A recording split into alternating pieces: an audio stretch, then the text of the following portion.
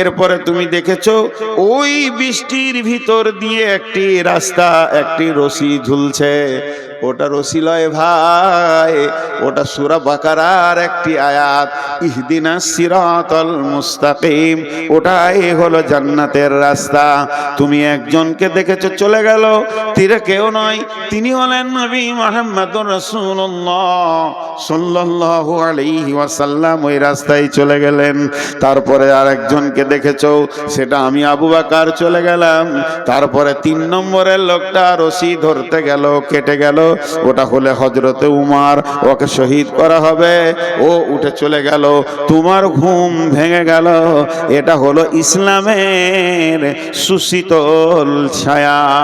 কোনো একদিন এদেশের মাটিতে কালেমার পতাকা উড়বে, তৌহিদের পতাকা উঠবে। সেদিন মুসলমান দুঃখ বেদনা ভুলে হাসিতে দুলবে, হাসি আর খুশিতে দুলবে। রবে না ব্যভিচার, রবে না অন্যায় অবিচার, থাকবে না জুলুম অত্যাচার, সকলে শান্তিতে বাস করবে। কোনো একদিন এদেশের মাটিতে কালেমার পতাকা উড়বে। হে মুসলমান, আমরা উহুদের প্রান্তে দাঁড়িয়ে আছি, আমরা বদরের প্রান্তে দাঁড়িয়েছি। কখন শুরু হয়ে যেতে পারে। এখন ভারতবর্ষের মুসলমান উহুদ বদর খন্দকের ময়দানে দাঁড়িয়ে আছে। যে কোনো সময় যে কোনো জায়গায় শহীদের ডাক এসে যেতে পারে। তো এ হলো ইসলাম। কিন্তু ইসলাম ওয়ালারা আজকে শান্তিতে নাই। ছোট্ট একটা বিচার আপনাদের কাছে নিব, আপনারা বিচার করবেন আর আমি শুনবো, কারণ আমি আপনাদের কাছে বিচার নিতে এসেছি। দেখেন, আমি প্রথমেই বলেছি সুগারের রুগী, মাঝে মাঝে মাপ চাবো, মাঝে মাঝে ধুমকাবো। যারা মোবাইলে রেকর্ড করছেন আর পেছনের আলোটা জ্বলছে, ভাই ওটা বন্ধ করেন। আইনে রেকর্ড করতে হবে না, বসে যান, মন দিয়ে শুনেন, এটি কাজে লাগবে। যে কথাটা আপনাদের সামনে বলছি, বিচার চাইছি। বিচারটা কি? বিসমিল্লাহির রহমানির রহিম। আল ইয়াউমা আকমালতু লাকুম দীনাকুম ওয়া আতমামতু আলাইকুম নি'মাতি ওয়া রাদিতু লাকুমুল ইসলাম দীনা। আরেকবার বলছি, আল ইয়াউমা আকমালতু লাকুম দীনাকুম ওয়া আতমামতু আলাইকুম নি'মাতি ওয়া রাদিতু লাকুমুল ইসলাম দীনা। আল্লাহর নবী যখন, কেউ বলেছে এটা কোরআনের শেষ আয়াত। কোরআন যখন শুরু হলো, প্রথম আয়াতটা ছিল ইকরা বিসমি রাব্বিকাল্লাযী খালাক, আর এটা নাজিল হয়েছিল গারে হীরাতে। কোন বিরাগী মন উদাসী হীরা গুহার মাঝে, কার বিরহে চোখের পানি ঝরাই সকাল সাঁঝে। ছাড়লো বাড়ি কিসের আশায়, বাঁধলো বাসা হীরা গুহায়, কার বিরহে আকুল আশা অন্তরে তার বাজে। কোন বিরাগী মন উদাসী হীরা গুহার মাঝে, কি সাধনায় মগ্ন হলো, কারবা প্রেমে মন মজিল, কি সাধনায় মগ্ন হলো, কারবা প্রেমে মন মজিল, কারবা প্রেমে আকুল আশা অন্তরে তার বাজে। কোন বিরাগী মন উদাসী হীরা গুহার মাঝে।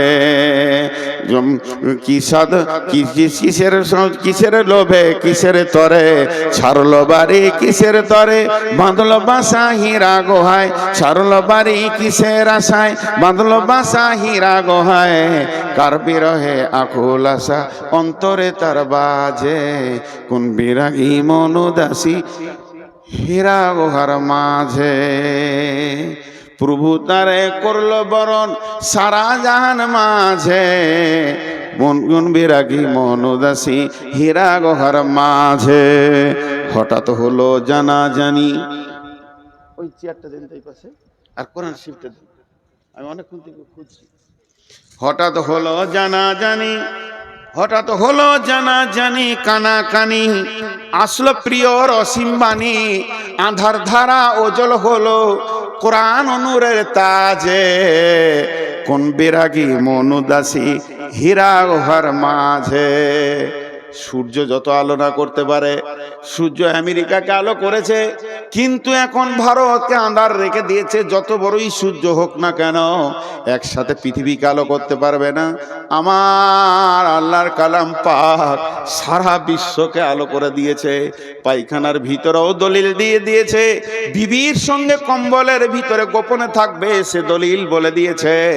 আলো এমন একটা জায়গায় নাই যে ইসলামের আলো পৌঁছায়নি, আর দিনের আলো সব জায়গায় পৌঁছে যাবে। কারণ সূর্যের আলো সব জায়গায় না পৌঁছাতে পারে, কিন্তু কোরআনের আলো সব জায়গায় পৌঁছে যাবে। তাই একটা কথা বললেন, কিসের বোঝা বহন তরে, গড়ল তারে যত্ন করে, কার বিরহে আকুল আশা অন্তরে তার বাজে, কোন বিরাগী মন উদাসী হীরা গুহার মাঝে। শুরু হলো ইকরা দিয়ে, এবার ইকরা দিয়ে শুরু হলো গাছটা উঠতে উঠতে আয়াত চলতে চলতে চলতে চলতে চলতে চলতে শেষ আয়াত নাজিল হচ্ছে আরাফাতের ময়দানে। এটা গারে হিরাতে নয়, তবে এইটা মতান্তর আছে। কেউ বলেছে এই আয়াতের পর আরো কয়েকটা আয়াত নাজিল হয়েছিল, তবে একদল বলেছে না এটা শেষ আয়াত। আর জিবরাইল আমিন এসে আরাফাতের ময়দানে জাবালে রহমতের কাছে বিশ্বনবী যখন উটের উপরে রয়েছেন, এমন সময় জিবরাইল এসে বললেন, আলিয়াউমা আকমালতু লাকুম দীনাকুম ওয়া আতমামতু আলাইকুম নি'মাতি ওয়া রাদিতু লাকুমুল ইসলাম দীনা। এমন একটা দিন, আজকে দিনটা এমন একটা দিন, আরাফাতের দিন। আজকে বিশ্ব মানবকে মাফ করার দিন, আজকে হজের আরাফাতের দিন। হে আমার সাহাবীরা শুনে নাও, আজকে কোরআনকে কমপ্লিট করে দেয়া হলো। আল্লাহ বলছেন আমি দিনকে কমপ্লিট করে দিলাম, আমার যে নিয়ামতটা তোদেরকে দেওয়ার কথা ছিল পরিপূর্ণ দিয়ে দিলাম, এবং আমি দিন ইসলামের ওপরে রাজি হয়ে গেলাম। আয়াতটা নাজিল হচ্ছে, আবু বকর কাঁদছেন, উমর টেনশন করছেন। আবু বকরকে প্রশ্ন করলো, জাহান্নামের কথা নাই, কবরের কথা নাই, আযাবের কথা নাই, ফুলসিরাতের কথা নাই। আয়াতটাতে কি আছে? আজকের দিনে তোমাদের দিনকে পরিপূর্ণ করে দেয়া হলো। আল্লাহ তার যে নিয়ামতটা দেওয়ার কথা পরিপূর্ণ দিয়ে দিল, কমপ্লিট করে দিল। আর আল্লাহ এই ইসলামের উপরে রাজি হয়ে গেল। রাজিতু লাকুমুল ইসলামের দীনা, আমি রাজি হয়ে গেলাম। কানলেন কেন? আবু বকরকে বলছে, আবু বকর তুমি কাঁদছো কেন? আবু বকর বলছে, বুঝতে পারছো না এই আয়াতটা কি বলছে? আয়াতটা বলছে দিন কমপ্লিট হয়ে গেল, এর মানে হচ্ছে নবীজি আর থাকবেন না, দুনিয়া থেকে চলে যাবেন। আমি ওই জন্য কাঁদছি, যে কাজে উনি এসেছিলেন ওই কাজটা কমপ্লিট হয়ে গেছে, আর থাকবে? ওর তো শেষ, এবার রিটার্ন হবে, চলে যাবে, এই জন্য কাঁদছি। উমর বলছেন, উমর তুমি এই আয়াত থেকে কি পেলে? উমর উত্তর দিল, যেদিন কোনো কাজ শুরু হয় প্রতিদিন কাজটা ওজন বাড়ে। যখন কোনো কাজ শুরু হয়, শুনেলেন একটা গ্রিল, এই ফাঁকটা একটা গ্রিল বানাবো, একটা মসজিদে একটা গ্রিল বানাবেন। যেদিন গ্রিলের অ্যাঙ্গেল দিতে শুরু করলো, ওর ওজন বাড়তে লাগলো। একটা করে অ্যাঙ্গেল মারবে, ঝাল দেবে, একটু করে ওজন বাড়বে, একটা করে অ্যাঙ্গেল দিবে, ঝাল দেবে, ওর ওজন বাড়বে। বাড়তে বাড়তে বাড়তে বাড়তে যেদিন কমপ্লিট হয়ে যাবে, সেই দিন থেকে ওজন কমতে থাকবে, জং ধরবে, ছেড়ে যাবে, আর সেই ওজনটা থাকবে না। তা বিশ্বনবী আজকে কমপ্লিট করে দিলেন দিন। এই দিনটা যে অবস্থায় নবীজি ছেড়ে চলে যাচ্ছেন, উম্মতরা ওই অবস্থায় রাখতে পারবে না। চটা ছাড়তে ছাড়তে ছাড়তে ছাড়তে সামান্য ওদের কাছে দিন থাকবে, এতেই নিজেকে মুসলমান ভাববে। অথচ কত আমল, কত ইমান, কত আকীদা সব মুসলমানের কাছ থেকে চলে যাবে। এই গ্রিলে জং ধরতে ধরতে সামান্য দুটি অ্যাঙ্গেলে গিয়ে টিকবে, মুসলমান আসল দিনকে আর রাখতে পারবে না। বলেন, আমি আপনাদের কাছে ছোট্ট করে আবদার করে ছোট ভাইয়ের মতো জিজ্ঞেস করছি, আমাদের মুসলিমদের একটা বিয়ে বাড়িতে দিন আছে, একটা মরা ঘরে দিন আছে, একটা ছেলে জন্ম নিল সেখানে পরিপূর্ণ দিন আছে, না কোনো অনুষ্ঠানে পরিপূর্ণ দিন আছে, না নিজের মাথা থেকে পা পর্যন্ত দিন আছে? দিন সব জায়গায় যেন ছেড়ে চলে গেছে, তারপরেও ভাবছে আমি মুসলমান। জি, তারপরেও ভাবছে আমি মুসলমান। কেউ 5 ওয়াক্তে নামাজে জানে শান্তি পেছে না, সে রাতে উঠে হু হু করে আল্লাহর কাছে কাঁদছে তাহাজ্জুদে। আবার কেউ 5 ওয়াক্ত নামাজ পড়ে মনে করছে আমার মতো মুসলমান কে আছে। কেউ আবার শুধু জুমাটা পড়ে মনে করছে যে আমি ইসলামে টিকে আছি। তাহলে ইসলামটা কেমন এখন খুঁজে পাওয়া মুশকিল হয়ে যাচ্ছে। আবার কেউ শুধু জানাজা পড়ে আর 2টো ঈদের নামাজ পড়ে, সে মনে করে আমার মতো ইসলামওয়ালা কেউ নাই, আমি তো ইসলামে আছি। তাহলে ইসলাম কমপ্লিট কোনটা, কে কম করছে কে বেশি করছে? ইসলামের পরিপূর্ণতেই আমরা দাঁড়িয়ে নাই। আমাদের কাছে ইসলাম নাই। অন্য জাতিকে দোষ দেবেন না, হিন্দুকে দোষ দেবেন না, খ্রিস্টানকে দোষ দেবেন না, ইহুদিকে দোষ দেবেন না, নাসারাকে দোষ দেবেন না, কোন বিজেপিকে দোষ দেবেন না, দোষ দিয়েন না বজরংকে। কোন বজরংয়ের দোষ নেই, না আরএসএস এর দোষ আছে, না শিবসেনার দোষ আছে। ইস ঘর মে আগ লাগি হ্যায় ঘর হি কি চিরাগ সে, इस घर में आग लगी है घर ही की चिराग से। আপনাদের কাছে বিচার চাইতে গিয়ে আমি একটা লম্বা আয়াত পড়ে তর্জমা করে দিলাম। এখন আমি বিচার প্রার্থী, আপনারা জজ, বিচার করে দেন। বচনে বচনে বিটি হারাইল কেথা, ভেরলের যুদ্ধতে গেল শিয়ালের মাথা, মা বিটিতে ঝগড়া করে বটি পড়ল নাকে, 3 জনের মধ্যে দোষ দিব কাকে? করে দেন বিচার। আপনারা জ্ঞানী মানুষ বসে আছেন। হাজি ভাই, রাস্তায় একটা সাইকেল যেছে আর একটা লোক হেঁটে যেছে, যদি অ্যাক্সিডেন্ট হয়ে যায় কাকে মারবেন? বলে না? হ্যাঁ, সব কটা জজ বসে আছে। হালাকে যে হাঁটছিল ওরই দোষ, কিন্তু যার সাইকেল আছে মার, ওকে চোখ মুজে মার। আর সাইকেলের সাথে যদি মোটর সাইকেলে লাগে, বাস। সব কটা জজ বসে আছে, সব কটা আইনে একবার বিশেষজ্ঞ, LLB করে চলে এসছে যে ওর গাড়ি বড় ওকে পিট। আর মোটর সাইকেলে যদি মারুতিতে লাগে, আর মারুতির সাথে যদি ডাম্পারে লাগে, বলেন বলেন, শেষ কথাটা জোরে বলবেন। মারুতির সাথে যদি ডাম্পারে লাগে, বলেন কাকে মারবেন? বুকে বল নিয়ে বলেন। ডাম্পারের সাথে যদি ট্রেনের লাগে, কেন? হ্যাঁ, ঘুরিয়ে ফের ডাম্পারওয়ালা কি মারবে? ওই ও লাইনে গেলি কেন? ট্রেন একটা কথা বলবে, দোষ মুক্ত হয়ে যাবে। ট্রেন একটা কথা বলবে, দোষ মুক্ত হয়ে যাবে। কি? আমি আমার লাইনে আছি, তুই এলি কেন? আমি আমার লাইনে আছি। তা আমি 3টে আপনাদের কাছে কেস দিয়েছি। কেসটা বুঝতে পেরেছেন? দার্শনিকের কবিতা। বচনে বচনে বিটি হারাইল কেথা, ভেরলের যুদ্ধতে গেল শিয়ালের মাথা, মা বিটিতে ঝগড়া করে বটি পড়ল নাকে, 3 জনের মধ্যে দোষ দিব কাকে? আল্লাহ তাবারাক ওয়া তাআলার রাসূল বলতেন, তারাকতু ফিকুম আমরাইন লান তাজিল্লুহুমা তামাসসাকতাম বিহিমা কিতাবাল্লাহি ওয়া সুন্নতি রাসূলি। ওরে আমার উম্মতরে, তোর বাড়ির দরজা থেকে জান্নাতুল ফেরদাউস পর্যন্ত আমি 2টো রেল লাইনের পাতি দিয়ে দিলাম, আর তোদেরকে ধরে ওখানে চড়িয়ে দিলাম। খবরদার লাইনচ্যুত হবি না। ধীরে ধীরে ধীরে ধীরে একদিন জান্নাতুল ফেরদাউসের চৌকাটা তুই পার হয়ে যাবি, তুই জান্নাতি হয়ে যাবি। উম্মত মধ্য রাস্তায় দেখে নিল নবী নাই, রাস্তা ছেড়ে দিয়ে অন্য রাস্তায় চলে গেল। আল্লাহ তাবারাক ওয়া তাআলা সূরা নামে বললেন, ফাত্তাবিউহু ওয়ালা তাত্তাবিউ সুবুলা, ফাত্তাবিউহু ওয়ালা তাত্তাবিউ সুবুলা। নবীর দেওয়া রাস্তায় তোমরা চলতে থাকো, অন্য রাস্তায় চলবে না। যদি অন্য রাস্তায় চলে যাও, ফাতাফাররাকা বিকুম আন সাবিলি, তাহলে আমার কাছ থেকে তুমি বহু দূরে সরে যাবে, তুমি আমাকে ডেকেও পাবে না, এত দূর সরে যাবে। যালিকুম ওয়াসাকুম বিহি লাআল্লাকুম তাকিলুন।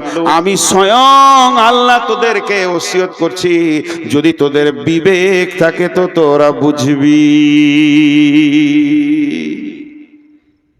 রাস্তা দিয়েছে আমাদেরকে। এবার আমার সঙ্গে অঙ্কটা বলেন, তারপরে বিচারটা শোনাবো। এটা 100তে কত? 100তে 100। তাহলে আমাদের সাথে কত পার্সেন্টেজ মেল খাবে? আপনারা যেমন আমিও তেমন। আপনাদের মধ্যে আমরা ভাই ভাই। আমি চেয়ারে বসেছি, এটা মাশওয়ারা সাপেক্ষ। কথা বলতে গেলে একটু উঁচু জায়গায় বসলে সবাই দেখতে পাবে, এই জন্য বসেছি।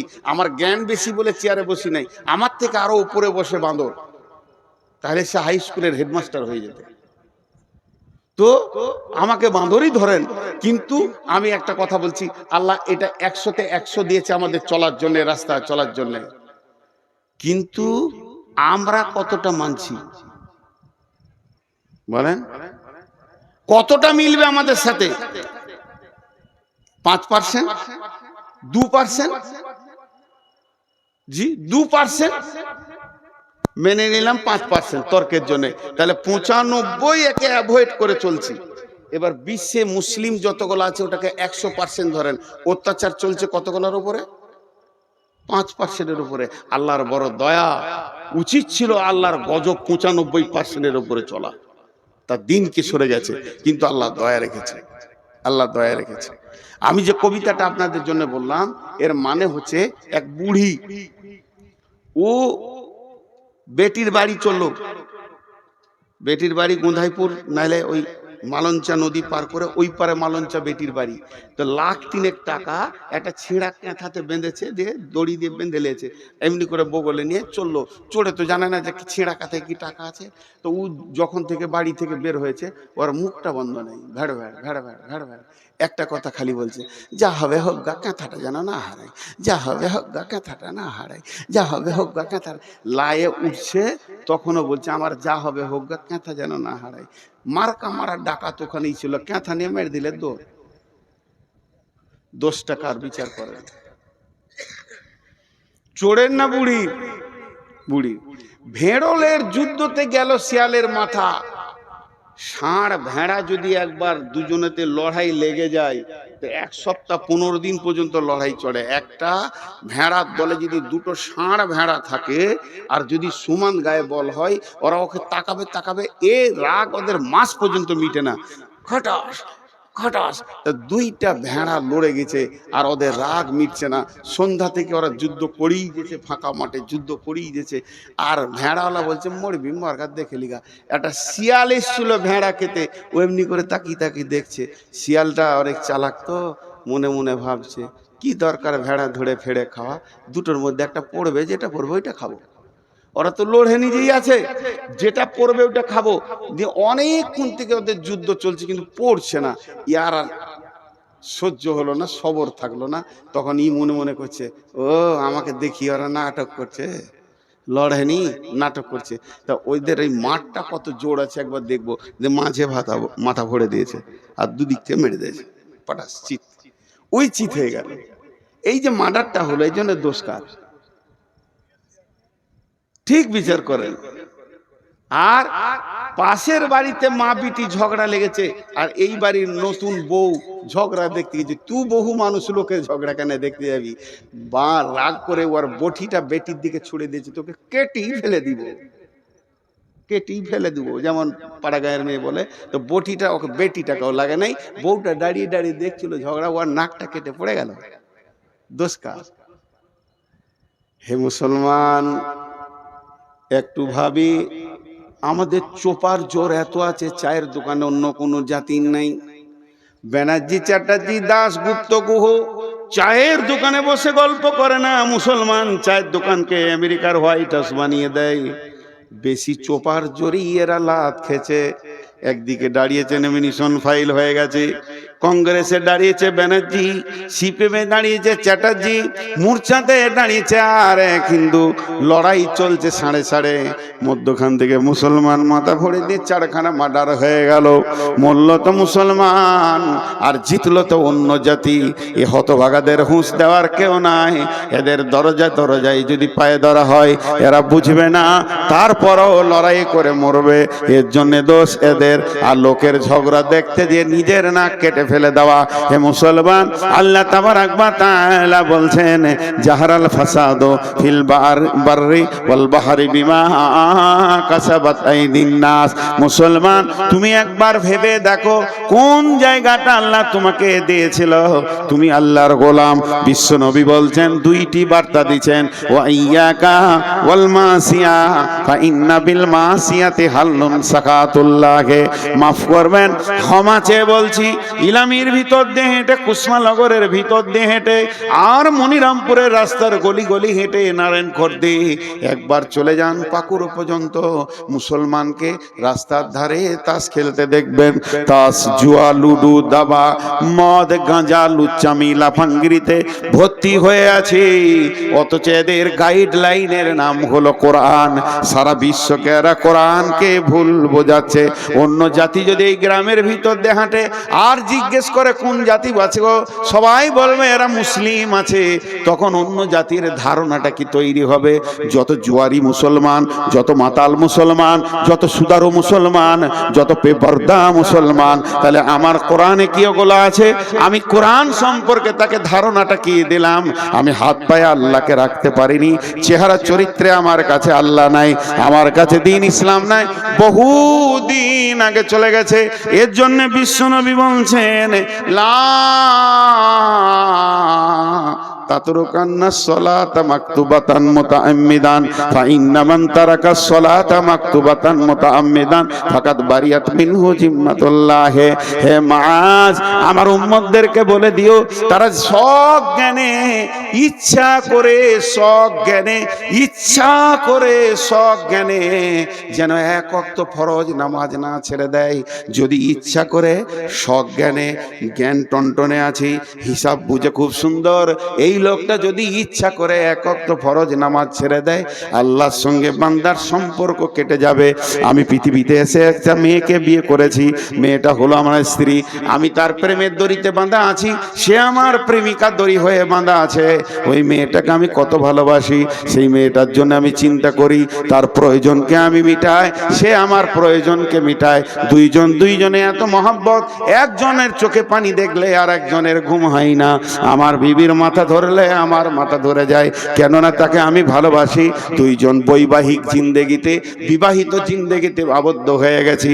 কিন্তু শুনেলেন, ওই মেয়েটি যদি আমার কাছে একবার সামাজিকভাবে তালাক নিয়ে নেয়, তার সাথে যদি আমার তালাক ঘটে যায়, তার সাথে যদি আমার ডিভোর্স ঘটে যায়, এই মেয়েটি যদি অ্যাক্সিডেন্ট হয়ে মারা যায়, আর আমার খোঁজ থাকবে না, আমি চিন্তা করব না।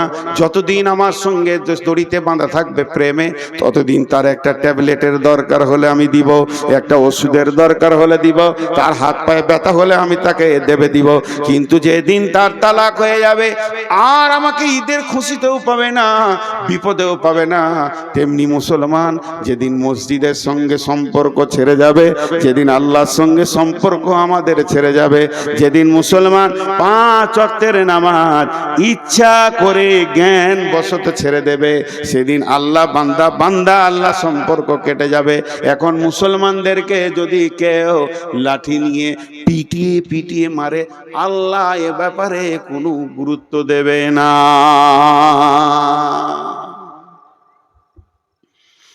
আমরা মাবুদকে ছেড়ে দিয়েছি অনেক আগে, মাবুদ আমাদেরকে ছাড়েনি। এত জুলুম অত্যাচার চলছে, তাও বেনামাজির ভিড়। একটা খারাপ কথা বলবো, ওইটা ছাড়া আর আমার কাছে উদাহরণ কিছু নাই। আপনাদেরকে খারাপ লাগবে, তাও শুনতে হবে। এই জালসা করতে গিয়ে বহু লোক ডাকে আমার বাড়িতে চলেন, আমি যাই না।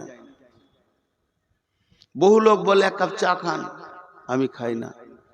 লোকে ভাববে অহংকার, ওইটা লয়, ওটার ভেজাল আছে, খুব শক্ত ওইটা খাওয়া। 1 কাপ চায়ের কত দাম জানেন? 5 টাকা না, কোটি টাকা দিয়েও মিটানো যাবে না।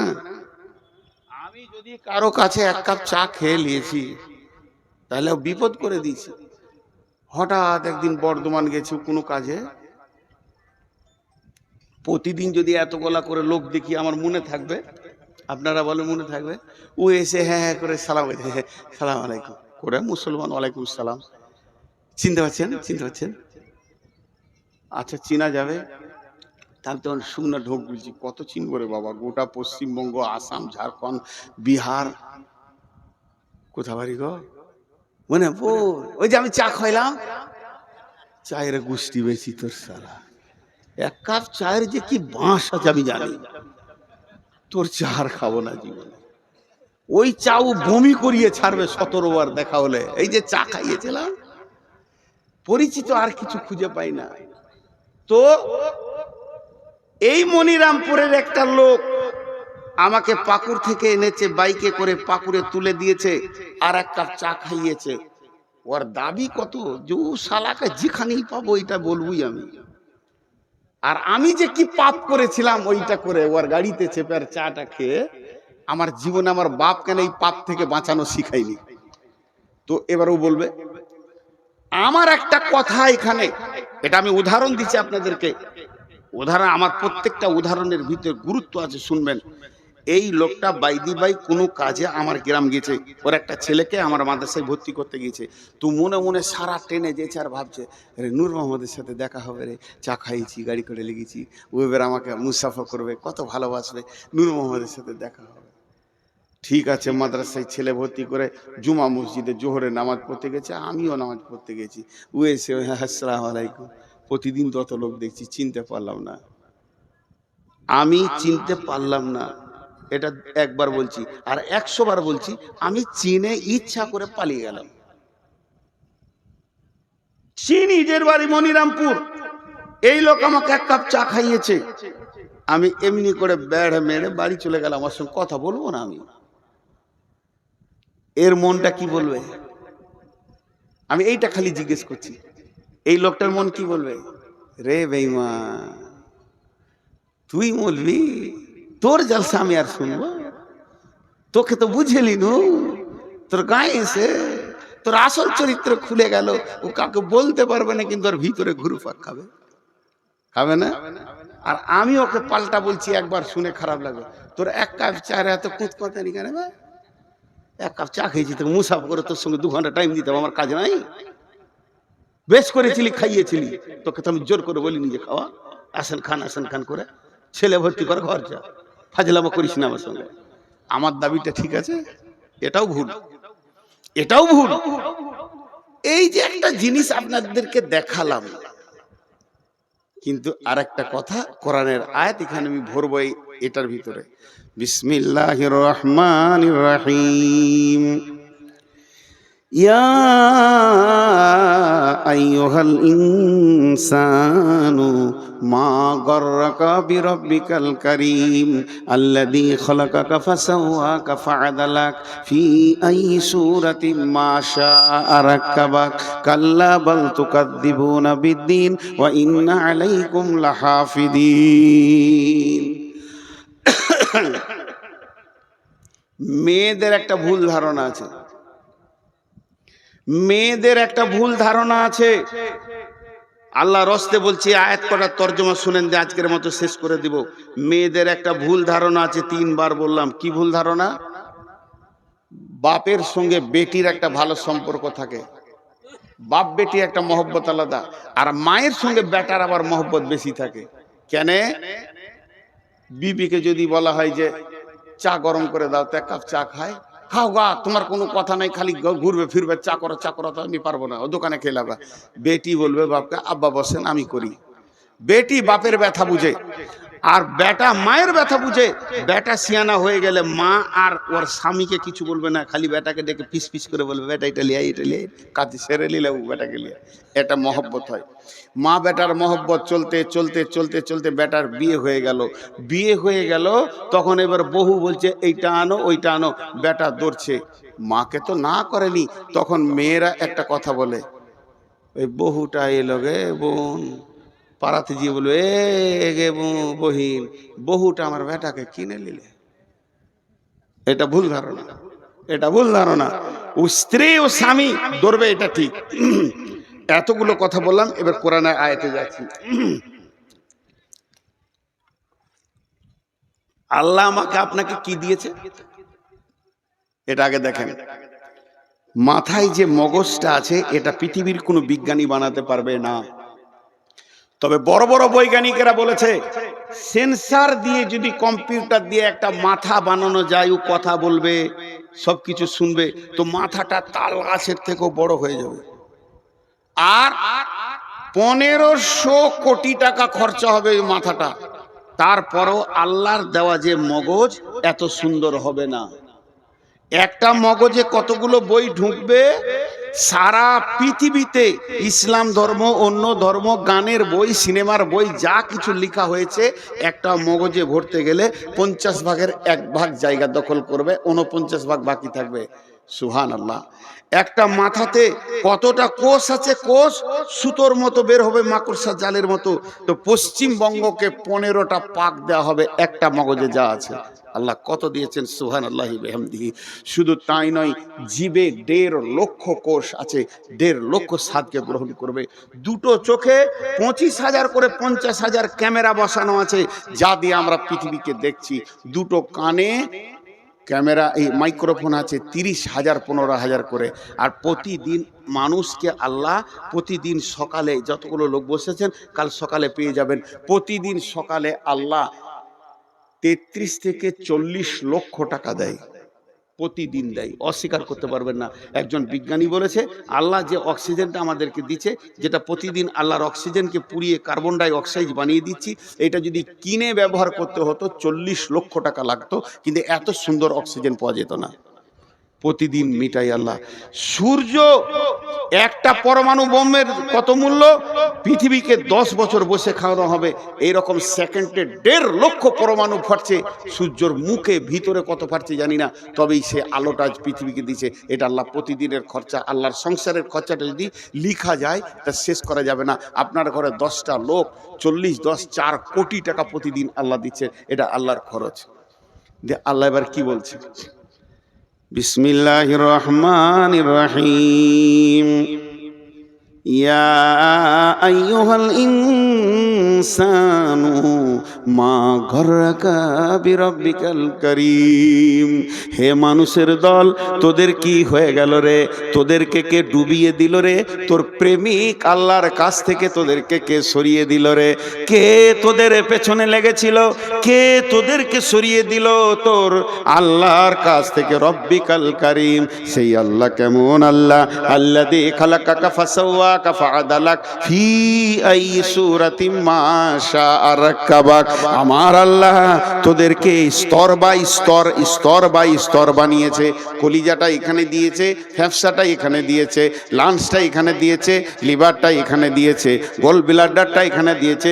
নিচে গেলে চাপে ফেটে যাবে, হালকা জিনিসগুলো এখানে, আবার হাড় দিয়ে প্রোটেকশন করে দিয়েছে। তোর পচন মাল নাড়ি ভুঁড়িটা নিচে দিয়েছে। যদি নাড়ি ভুঁড়ির নিচে কলিজাটা দিত, কেমন করে তুই বেঁচে থাকতিস বল? তোর ভিতরটা আল্লাহ নিজের হাত দিয়ে স্তর বাই স্তর সাজিয়েছে। ফি আইয়ি সূরাতিম মা শাআ রাক্কাবাক।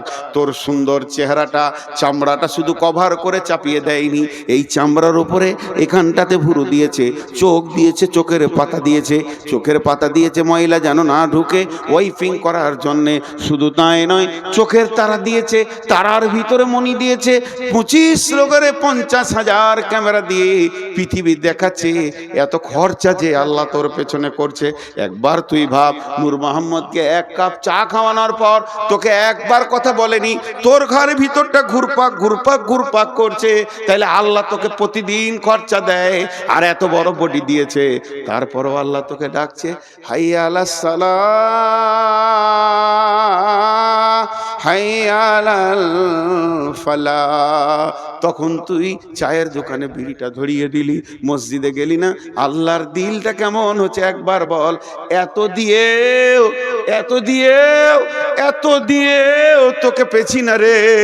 আমি কি করেছিলাম তোদের বল? আমি কোন অপরাধ করেছি? এত দিয়েও প্রতিদিন দিছি, তারপরও তোদেরকে পেছি না। তবে শুনলে কাল্লা বাল তুকাদ্দিবুনা বিদ্দিন। তোরা কেন এমন করছিস জানিস? তোদের একটাই রোগ, কিয়ামতটাকে তোরা মাথা থেকে উড়িয়ে দিয়েছিস, ডিলিট হয়ে গেছে। ওইটা যদি তোদের মনে থাকতো, এটা করতে পারতিস না, আমি পাকড়াও করতাম। তবে তুই ভুলে যা, তোর বাপ ভুলে যাক, তোর গোষ্ঠী ভুলে যাক, তোর বংশ ভুলে যাক, তোর বন্ধু বান্ধব সব আমাকে ভুলে যা, কিন্তু আমি ভুলিনি। তোর মতো বেঈমানের পেছনে ওয়া ইন্না আলাইকুম লাহাফিদিন, আমি 2টে ফেরেশতা রেখে দিয়েছি সিবিআই এর মতো, কিরামান কাতিবিন, তারা সম্মানীয় লিখক। তোর দিলে তিলে তিলে তিলে তিলে তিলে রাতের অন্ধকারে গোপনে লেপের ভিতরে, পায়খানার ভিতরে, আর ভুট্টা ভুঁয়ে, ধানের ভুঁয়ে তুই লুকে গিয়ে চুরি করছিস, জেনা করছিস, মদ খেয়েছিস, সব যেন লিপিবদ্ধ হচ্ছে। ইয়ালামুনা মা তাফআলুন ইন্নাল আবরারা লাফি নাঈম। যার ভালো হবে জান্নাতে চলে যাবি, ওই ইন্নাল ফুজ্জারা লাফি জাহিম, জাহান্নামে চলে যাবে। আমি কিন্তু তোকে শুধু একা ছেড়ে দিইনি, তোর পেছনে সিআইডি দিয়ে ছেড়েছি। কি হলো তোদের? এত দেওয়ার পর কেন আমার ঘরে তোরা আসিস না? তাই আল্লাহ বললেন ফাতারাব্বাসু হাত্তা ইয়াতিয়াল্লাহু বিআমরিহি ওয়াল্লাহু লা ইয়াহদিল কাওমাল ফাসিকিন। এই কটা সব ইউটিউবার বসে আছে, একটা যদি বাজে ছবি পায় বদদুয়া করে দেবো, বংশ শুদ্ধ পোকা মরে যাবে। হ্যাঁ, পাকা দাড়ি গো, সোনের মতো সাদা হয়ে গেছে, রুজবে না। কোনো বেটি ছেলে যদি আমাকে দেখে তো রুজবে না যে বুড়াকে বিয়ে করবো রে। আমার জালসার পেছনে দুদিকে দুটা ইয়ং মেয়ে দিয়েছে, অশালীন কাপড় পরা, এই ইউটিউবাররা ছবিতে দিয়েছে। এগুলো সহ্য হবে রে ভাই? সহ্য হবে? ওটা না দিলে কি তোর ভিউ বাড়তো না? না লোক শুনতো না? নূর মোহাম্মদের বাইন শোনার জন্য হাজার আছে, দিবে না। এখন একটা কথা বলছি, একটা উদাহরণ দিয়েছি সাপের, তো বেদের ছবি দিয়েছে। তোর বাপ বেদে ছিল রে কুত্তা, বেদের ছবি দিয়ে দিয়েছে। তো আজকে আপনাদেরকে একটা উদাহরণ দিচ্ছি, হে মুসলমান। এবার এতক্ষণ যা বক্তব্য রাখলাম, এই বক্তব্যটা টোটাল একটা শব্দ হবে সমস্যা। বক্তব্যটা কি ছিল? সমস্যা। আমরা এই করছি, ওই করছি, আল্লাহ থেকে সরে গেছি, রসুল থেকে সরে গেছি। জি, আল্লাহ থেকে সরে গেছি, রসুল থেকে সরে গেছি। আচ্ছা, এসআইআর চলছে আমাদের দেশে, খালি নামের একটু ভুল, হস্যু ছিল দীর্ঘ হয়ে গেছে, বলছে চলবে না, ডিলিট। ও ভারতের নাগরিক লয়, এটা মানুষ করছে। হাজি আজকে ফুল দাড়ি কেচেছে, বেল করে নিয়েছে, তারপরে ও বলছে আমার নাম হলো, আমি নবী মোহাম্মদের উম্মত। ওরা কপালে ঝাঁটা দিতে হয় কি হয় না? হিসাব মিলছে। কুল ইন কুনতুম তুহিব্বুনাল্লাহ ফাত্তাবিউনি ইউহিব্বুকুমুল্লাহ। আল্লাহকে ভালোবেসে কোলানো যাবে না, আল্লাহর হাবিবকে ভালোবাসো। হাবিবের চেহারাই নিয়ে এসো। কেউ আনছে না, খালি চেঁচে নামিয়ে দিচ্ছে। হাজি ভাই, আমাদের বর্ধমানে একটা মেয়েদের কথা আছে, বেটি ভাঙে ঘোড়া, ঘরে থাকে ভরা। ঘোড়া মানে কাঁসার ঘোড়া। বেটি পানি আনতে গেছিল, কোল থেকে পড়ে গিয়ে পাথরে পড়ে ঘোড়া ভেঙে গেল। তো ঘরে চুপ করে মা বলছে যে আচ্ছা ভেঙে গেছে, থেকে থাক, তোর আব্বা আসবে, বলবো ওটা পাকুড়ে দিয়ে চেঞ্জ করে ভালো ঘোড়া নিয়ে চলে আসবে। চুপচাপ ওটাকে ঢেকে দিলে, চৌকির তলায় দিয়ে ঢেকে দিলে। বেটি ভেঙেছে ঘোড়া, ঘরে আছে ভরা। আর বহু ভেঙেছে সরা। সরা মানে বুঝেন তো?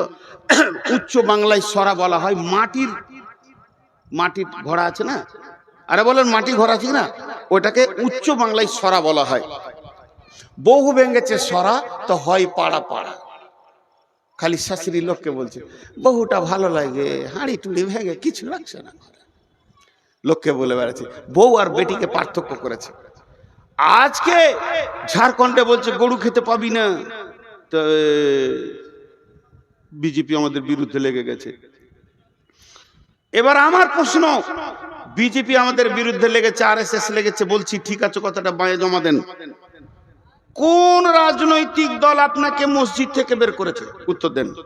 কোন রাজনৈতিক দল আপনার ইয়ং মেয়েটাকে বেপরদা রাখতে বলেছে? উত্তর দেন। কোন রাজনৈতিক দল আপনার গালের দাড়িটা চেঁচে তেল করে দিয়েছে, বেল করে দিয়েছে? কোন রাজনৈতিক দল?